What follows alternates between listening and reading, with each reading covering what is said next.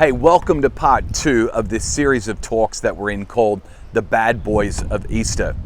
I've got a question for you. Have you ever tried to bargain with God? Maybe when you were younger, you did something wrong and you were trying to get out of the consequences of it. And so you said to God, if you get me out of this situation, then I'll do whatever it is you want me to do with my life. Or perhaps it's when you're a little bit older and you had some sort of health crisis or a financial crisis or a relationship crisis, and you said, God, if you'll help me heal from this thing that I'm going through, then I'm going to do whatever it is you want me to do with my life. Or if you'll help us by getting some more finances, then we promise that we'll be more generous and give to people in need because you've blessed us with more finances. Or perhaps it was a relationship where you knew God had to intervene in the relationship, and so you told him, God, if you will heal and restore this relationship, then I'm willing to treat people better in the future. I don't know whether you've ever bargained with God, but I certainly have, and my gut tells me you probably have as well. By the end of this video, I want to introduce you to the second bad boy of the Easter story who tried to bargain with God. And from his story, we're going to learn what the consequences and the outcome is of trying to bargain with God, and also what a better solution is than trying to bargain with God. Now, before we get to introducing you to this second member of the Bad Boys of Easter, let me remind you of what we talked about in part 1. I introduced you to the high priest named Caiaphas. Caiaphas was a control freak. He wanted to control all of the power, and Jesus was a threat to his power and authority. But what we said last week is there's a little bit of Caiaphas in all of us. We all like to control things, and we don't like anything to threaten our control or our authority. Now pay attention, because Caiaphas actually pops up in the story of this second bad boy of Easter that we're going to look at right now. Now let me introduce you to the second bad boy of the Easter story, or the second villain of the story. It's a guy by the name of Judas. And even if you're not a church person, or maybe you still would consider yourself investigating Christianity, you've probably heard of Judas' story, no matter where you're at on your faith journey. Many people know Judas as the one that betrayed Jesus, and then things didn't end well for Judas, as we'll see in today's story. Now, Judas was part of this group that many people refer to as the 12 disciples, the first followers of Jesus there in the first century. And these guys had kind of set up a deal, so to speak, with Jesus. They began following him with the hopes that Jesus would be their savior, not just from their sin, but actually from the Roman oppression that they were all experiencing in the first century. See, those first followers of Jesus, yes, they were devoted to him, but ultimately they were devoted to him because of something they thought they could get from him. Now, before we hate on those 12 disciples that started following Jesus in the first century too much, let's be honest. We all hope we will get something out of following Jesus as well. In fact, the most devoted followers of Jesus, like myself and many of you that are watching, you hope that at the end of the day, following Jesus will make your life better in some way. Maybe make your life better relationally or financially or some other way. We all hope that following Jesus will make our lives better. So before we hate on Judas too much and the 12 disciples, let's be honest. We all tend to bargain with God, hoping that we might get something out of the relationship that we have with God. That's just human nature. Now let's dive into the story of Judas and see how bargaining with God actually led to something he didn't intend, and it may just tell us something we can learn about our bargaining with God as well. Now, one of those first followers of Jesus, one of the 12 disciples, was a guy named Matthew. He recorded a story for us of when the disciples were together with Jesus in a little suburb outside of Jerusalem, a town or a village called Bethany. Listen to the words of this story. It says, while Jesus was in Bethany, in the home of Simon the leper, which those that are reading the story in the first century probably would have known who Simon the leper was, probably a fairly famous person in that region. A woman came to Jesus with an alabaster jar of very expensive perfume, which she poured on Jesus' head in this home as he was reclining at the table. So essentially, he was reclining for a meal, and this lady came to Simon the leper's house with a jar of perfume, and she poured it all over Jesus' head. Now, you need to understand a little bit about the context of this story. Those alabaster bottles of perfume were actually in the first century bottles that were completely sealed so that the expensive perfume wouldn't evaporate. So what would have happened is this woman would have had to broken the jar, the neck of that bottle, in order for the perfume to come out, and it would have expended the entire bottle of perfume. You wouldn't have been able to save some for later. She would have poured the entire contents over Jesus' head. So the story continues. It says this, that after she did that, the disciples saw this and they were indignant. That word indignant in the original language that this was written in Greek, actually means that they were angered, very angered, by a disturbing circumstance, essentially. So it says when the disciples saw this, they were indignant, they were angry, and they asked the question, why this waste? Why would you waste this? See, that bottle of perfume was actually worth about a year's wages. So here in Australia, the average Australian salary for an entire year is probably around $60,000 to $80,000. So imagine a bottle of perfume worth that much being poured, the entirety of it being poured over Jesus' head. You can see why these disciples were thinking this was such a waste. They went on to say this perfume could have been sold at a high price and the money could have been given to the poor. When she poured this perfume on my body, Jesus said, he said, the poor you will always have, but you will not always have me. Jesus is explaining that, yes, it's true, the poor are going to always be needing something, but you'll always have them to serve. I, on the other hand, Jesus says, I'll not always be around. When she poured this perfume on my body, Jesus went on to say, she did this to prepare me for burial. Now, this was the first time that Jesus began to indicate what was about to happen with his life. He went on to say, truly I tell you, wherever the gospel story, the story of Jesus that is preached throughout the world, shared around the world, what this woman has done will be told as a part of that story.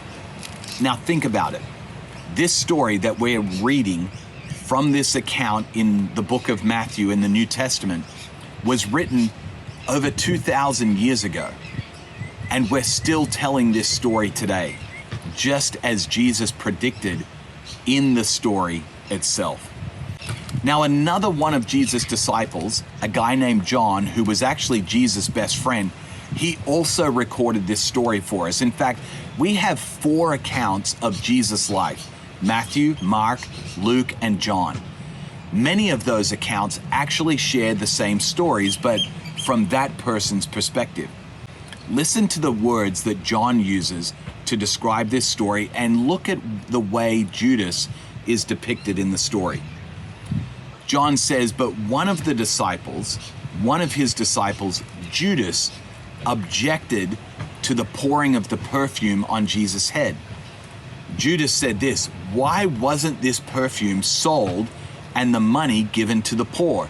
The same thing that Matthew said that all the disciples had the conversation about. Why wasn't this sold and given to the poor? It's worth a year's wages. He did not say this, John went on to say, because he cared about the poor, but because Judas was a thief. So you have to understand that Judas was the treasurer of this group of guys. Wherever they went, whenever they traveled, whoever funded Jesus' travels in his ministry, Judas was responsible for caring for the finances of the ministry of Jesus. But John having great insight to what was going on, knew that Judas had been stealing from the ministry's funds all along. And he knew that Judas wasn't really concerned about the poor, but rather Judas was concerned about his own pocket. Then one of the 12, the one called Judas Iscariot, went to the chief priests right after this occasion and asked them, "What are you willing to give me if I deliver Jesus to you?" So they responded to him, "We will give you 30 pieces of silver." And from that moment on, Judas watched for an opportunity to hand Jesus over to them. So this happened just before Jesus went into Jerusalem. About a week later, after Judas had spoken to the high priest, Caiaphas, from our story last session, Judas decided that he would look for an opportunity to betray Jesus and hand him over to the high priest. That opportunity came on the night of Passover in Jerusalem. Jesus and the 12 disciples had gotten together for what as many people refer to as the Last Supper. At that supper, Jesus did something extraordinary to begin the meal. He actually took off his rabbinical robe, showing his authority, and he washed each of the disciples' feet. He then went on to tell them, "I want you to do the same thing. The way that you're going to lead, the way that you're going to carry out this mission is actually by serving those around you. Just as I've washed your feet, I want you to serve and wash the feet of others." Immediately after that, Jesus made a statement at the table that would have been shocking to every single one of them. He said, "One of you here at the table are going to betray me." Shortly after that, as they're having the meal, Jesus actually spoke with Judas directly. I'm sure Judas was probably thinking to himself, "I've been caught, I've been found out. Jesus must have known about my conversations with the high priest." Judas is probably thinking, "It's over for me." But Jesus doesn't resist what Judas is about to do. Judas wants to bargain with God. He's made a plan. And so Jesus says to him, "What you're about to do, go do it quickly." Judas leaves the dinner party, heads off to the high priest. He gets his 30 pieces of silver. And then later, after everyone was done with dinner, they retired to the garden to rest and to pray.